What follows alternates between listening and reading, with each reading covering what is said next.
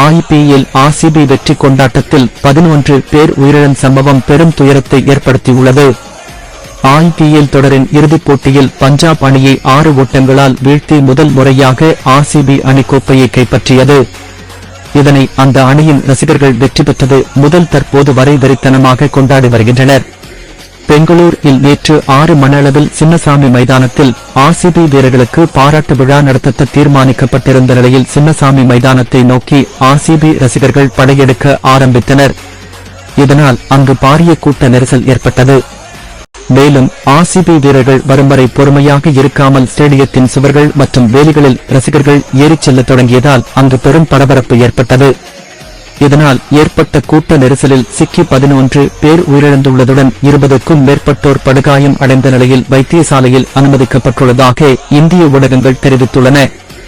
இந்நிலையில் வெற்றி கொண்டாட்டத்தில் கலந்து கொள்ள வந்தவர்கள் கூட்ட நெரிசலில் உயிரிழந்த சம்பவம் பெரும் துயரத்தை ஏற்படுத்தியுள்ளது.